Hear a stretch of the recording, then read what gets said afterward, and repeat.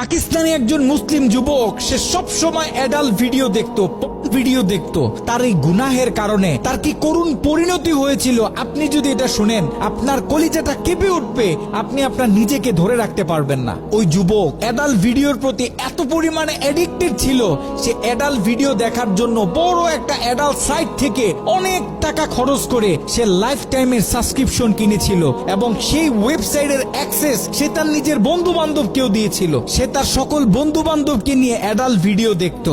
ঘটনাক্রমে একদিন যুবক ভয়ঙ্কর গাড়ি অ্যাক্সিডেন্ট করে মৃত্যুবরণ করলো। তার লাশটা যখন বাড়িতে নিয়ে আসা হলো, এলাকার মানুষ তার লাশ দেখতেছে, অনেকে বলতেছে এই ছেলে তো নামাজ পড়তো, এই ছেলে তো রোজা রাখতো, এই ছেলেটা ভালো ছিল। কিন্তু তার ভিতরে এত ভয়ঙ্কর একটা গুনাহ যে ছিল, এটা তার বন্ধু বান্ধব ছাড়া অন্য কেউ জানতো না।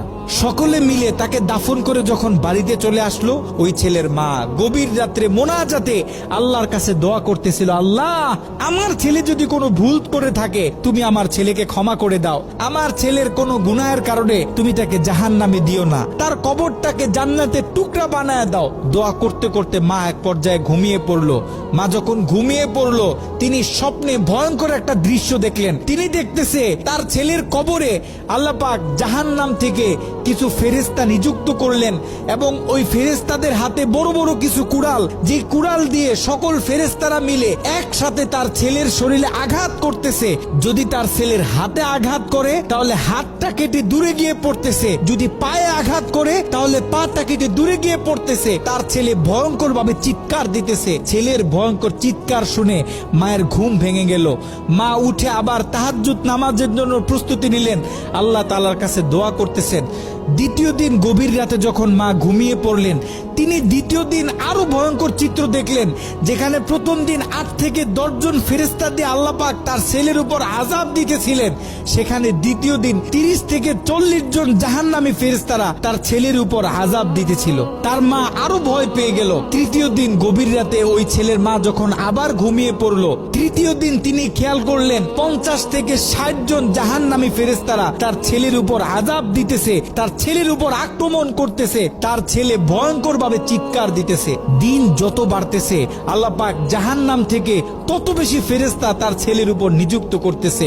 মা ভয় পেয়ে গেলেন, মা ভেঙে পড়লেন। ওই ছেলের মা ছেলের বন্ধুদেরকে একদিন ডাক দিলেন, ডাক দিয়ে বলতেছে, দেখো আমি আমার ছেলের উপর দিয়ে এই ভয়ঙ্কর স্বপ্ন দেখতেছি, তোমরা যাও কোন আলেমের কাছে জিজ্ঞাসা করো যে কেন আমার ছেলের সাথে এমন হচ্ছে। ওই ছেলের বন্ধুরা মিলে পাশের বড় একটা মাদ্রাসায় চলে গেল।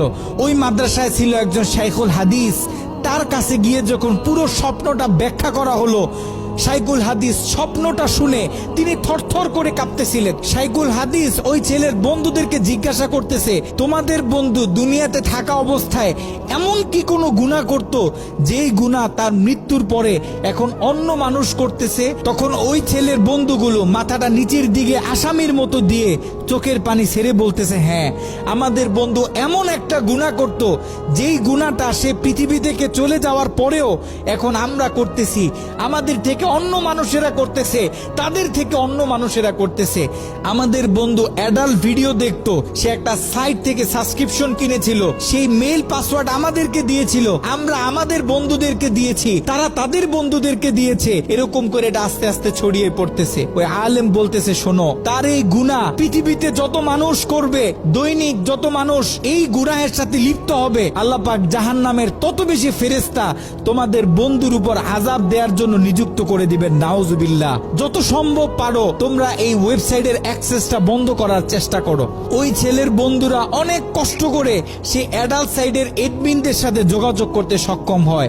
তারা সেই এডমিনদেরকে জানায়, এই অ্যাকাউন্টের যে মালিক সে গত কয়েকদিন আগে মারা গেছে, আমরা চাই এই অ্যাকাউন্টটা চিরদিনের জন্য বন্ধ করে দেয়া হোক। কিন্তু সেই এডমিন প্যানেল থেকে সেই ছেলের বন্ধুদেরকে জানানো হলো যে এটা কঠিন কালেও সম্ভব না, কারণ আমাদের থেকে যারা লাইফ টাইম সাবস্ক্রিপশন নেয় তারা হচ্ছে আমাদের প্রিমিয়াম কাস্টমার, আমরা তাদেরকে হাই সিকিউরিটি দিয়ে থাকি। তারা যখন আমাদের থেকে কোনো প্যাকেজ নেয়, আমাদের থেকে কোনো অ্যাকাউন্ট নেয়, আমরা তখন তাদেরকে মেইল দিই, পাসওয়ার্ড দিই এবং আমরা তাদের হাতের ফিঙ্গার নিয়ে থাকি। আপনারা হয়তোবা তার অ্যাকাউন্টের মেইল পাসওয়ার্ড দিতে পারবেন, কিন্তু তার হাতের ফিঙ্গার তো আর আপনারা দিতে পারবেন না। তার হাতের ফিঙ্গার যদি ম্যাচ না করে তাহলে আমরা এই অ্যাকাউন্ট অফ করতে পারবো না। নাউজুবিল্লাহ। একটু চিন্তা করে দেখেন, ওই ছেলের রেখে যাওয়া দেওয়া অ্যাকাউন্ট থেকে যত মানুষ খারাপ কাজে লিপ্ত হবে, যত মানুষ পর্ন ভিডিও দেখবে, তত গুনাহ তার আমল নামায় যেতে থাকবে।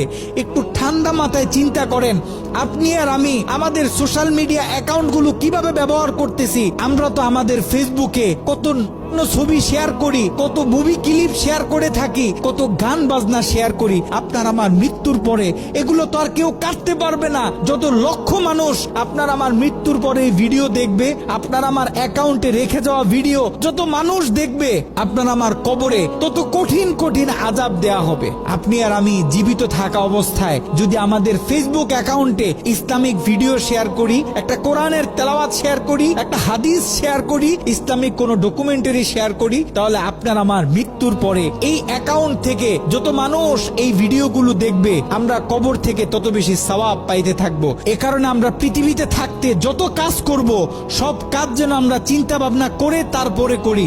এমন কোনো কাজ করব না যে কাজ আমার মৃত্যুর পরে আমার কবরে আযাব